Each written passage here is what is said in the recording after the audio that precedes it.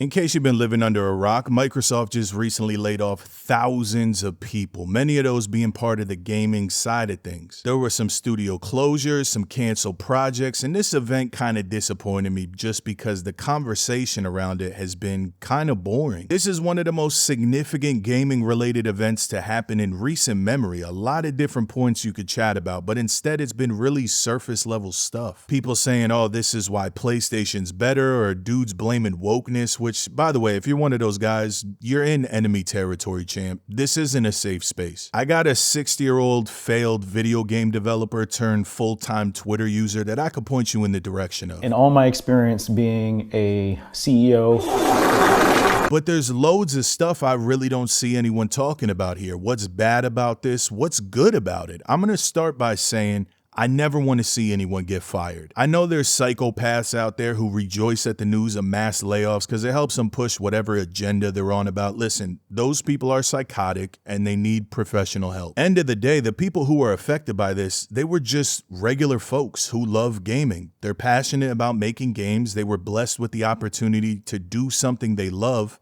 and they had that stripped away. And yeah, that sucks. I think if you lack the ability to be empathetic towards that, you're pretty weird. Also, most to nearly all of the people who were let go in some way or another were just following orders. Whether their studio or projects were financially successful doesn't fall on them, generally speaking. When you say you hate a company, you don't hate the people in the lab coding this stuff, you hate the people making decisions. So it doesn't make sense to get happy at people's demise when they're not the cause of your frustration. Now, history repeats itself, and the nice thing about when it does is you get to see the events happen in real time to know that it's happening. About 40 years ago, we had something happen that's referred to as the video game crash of 1983. This was an event that caused the market in the US to plummet for a couple of years, losing more than 90% of the total value. Companies went under, they had to rebrand, it was dark times, and there was a ton of factors that snowballed together to create this event. But I want to bring up a few of the ones that I find to be really interesting. The first reason,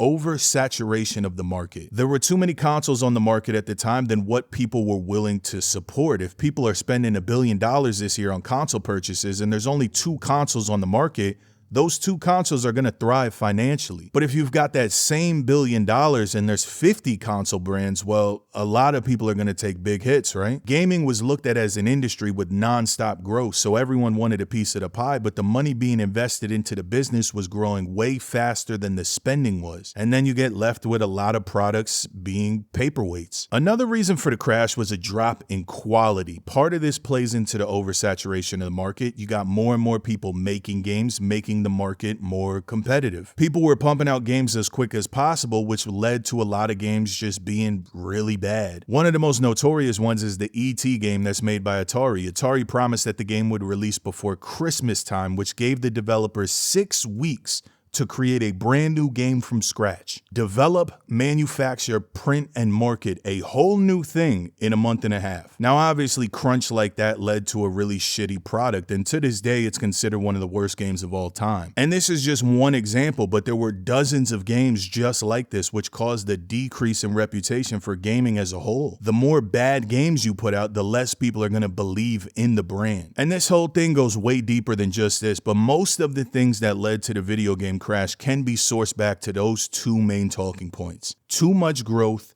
and too much poor quality. Now, some of y'all may have already connected the dots before I even had to do it for you, but if you play games today, a lot of this sounds pretty familiar right now. The decrease in quality of games, specifically from the AAA side of things, has been a major talking point for years now. We still get great games from that side today, but we're also getting a lot of stuff that's lackluster, or it's accepted as bad from the general gamer's modern standards. Beloved IPs, newest additions just not hitting like the old ones, and new ideas falling flat right out the gate. And the difference between today and 40 years ago is when a AAA game is a failure today, it means hundreds of millions of dollars were wasted. Game development's become insanely bloated where taking your losses on the chin just really isn't an option. It feels like every game release is make or break, which is a horrible way to conduct business. The next dot to connect is the oversaturation of modern gaming. Listen, there's just too many games, which it's not a bad thing for us. We got options, right? And the video game crash of '83 was good for consumers as well. They had tons of consoles and games to choose from, and because companies were failing, the price of games were were decreasing. So the consumer was thriving. It was the business side of things that hurt. So today, we as the players, we're in a better position than we've ever been. There's thousands of new games added to Steam every year. There's over 200 games already this year listed on Metacritic. If you take the time to sift out the bullshit, there's a lot of stuff worth your time. Too much stuff. Being a creator, I play way more new titles than the average person, and even then, I still can't get to all the games. And it's not a financial thing. I just straight up don't have the time. But from the business side, this type of oversaturation isn't sustainable. And I've been vocal about this for a long time. There's got to be some form of balance. We got to meet in the middle where there's enough quality games for the consumer to be happy and just enough competition where the companies are able to maintain themselves. Because if they can't, then we see stuff like what's happening right now. Massive cutbacks, studios going under, projects getting canceled. I see a lot of people predicting that a video game crash is coming in the near future. Me personally, I say it's already happening and that it's been happening for a little while. You might say, nah, gaming revenue keeps rising. That's not valid. When the crash happened in '83, you could physically see the numbers to recognize that. You could see the annual revenue to say,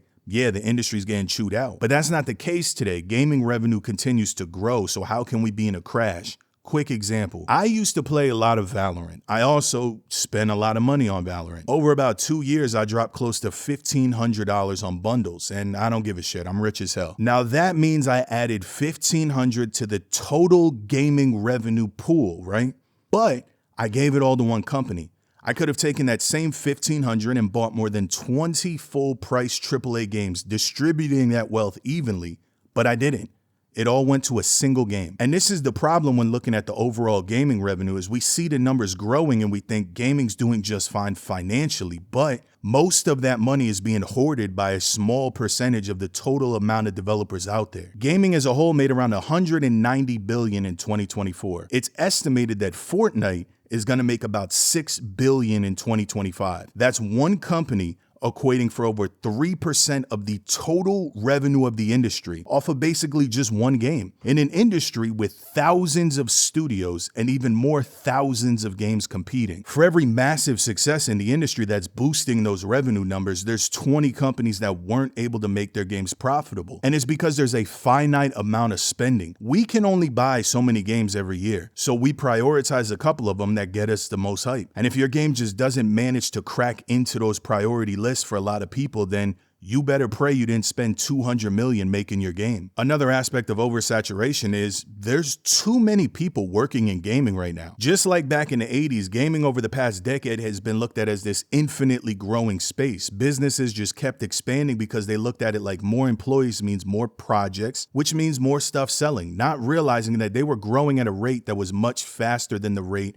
at which people were purchasing new games. Especially around the pandemic when we saw a big surge in gaming, studios continued to beef up their resources to now it's normal for teams by the thousands to be working on these games. But it doesn't matter if people are spending more if that spending is concentrated on a small group. All you're doing by hiring more and more people is increasing your odds of failure. And it doesn't even mean your game is bad. It just means if your game isn't something large groups are prioritizing as one of their most anticipated titles, you're screwed. This was one of the problems Atari had during the crash in the 80s. Atari kept growing to the point where the company was overly bloated. And even though they had games that were selling well on paper, it wasn't enough to cover the cost of how much they were spending on their consistent ramping up. Now, the untrained eye will look at somebody like Microsoft and Xbox and say, that doesn't apply here. Microsoft and Xbox are both profitable, right? Microsoft is basically the richest company that's ever existed, which, yeah, that's true. But I want you to think about it like this. Let's say that you own a company where you sell shoes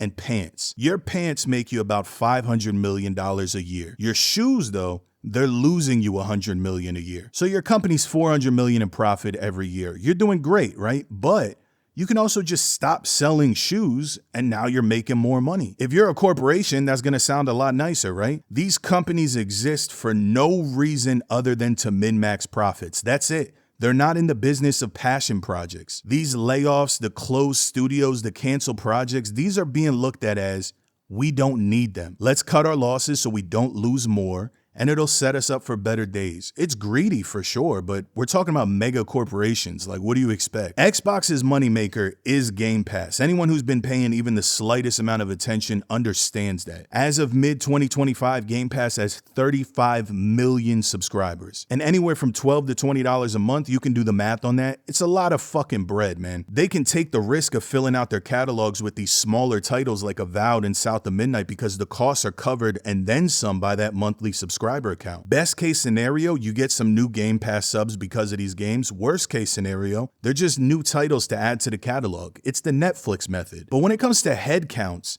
if they think that they can get the job done with less people, of course they're going to try. If they think a game that's in development is going to result in even deeper losses if it continues on, they're going to get it out of here. One of the games that got canned in this is the Perfect Dark reboot, right? The game's been in development for over 5 years, and everything says that the game has had troubling development. Now, this is just me speculating, but I personally don't think a Perfect Dark reboot would be a breakout financial success in a modern-day market. It could be. I just don't think it would be. Another one was the Forza series losing Motorsport. The Forza series as a whole has sold 16 million copies. Forza Horizon 3 by itself sold almost 6 million. So it's safe to assume that the Horizon series does a lot better than the Motorsport series, right? It probably does make sense to put the focus into that. I'm not saying that this stuff doesn't suck. It sucks for the workers. It sucks for the people who are excited for these games. But these things have been happening forever. We've just never seen them on a level where it's this often and affecting this many people in pockets. Every time a project's canceled, every time a studio closes, every time we see massive layoffs, it's people in the industry trimming off some of that bloat that it currently has. Unfortunately, gaming just grew too fast and too big for its own good. And it's their fault, it's not ours. And listen, just like in the 80s, this doesn't really have a negative effect on you as the consumer. Yeah, you might have to filter out some of the bullshit games throughout the years. It's not that hard to do. And maybe there's some games you were anticipating that won't see the light of day, but overall, we're still gonna get a ton of great stuff coming out regularly, and the options are endless. The people that this really hurts are the big studios and the people that are involved with them. And I would hate to be a developer today, but if I was,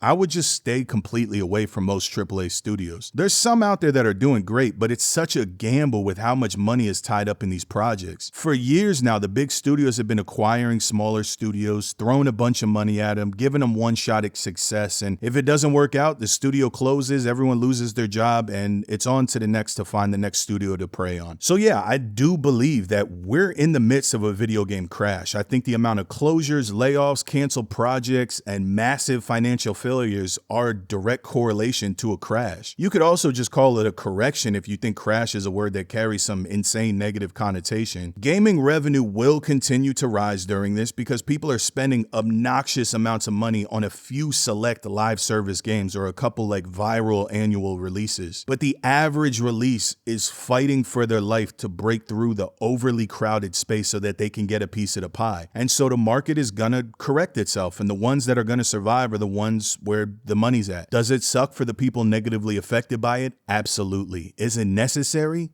I guess you can decide that. Give me a kiss.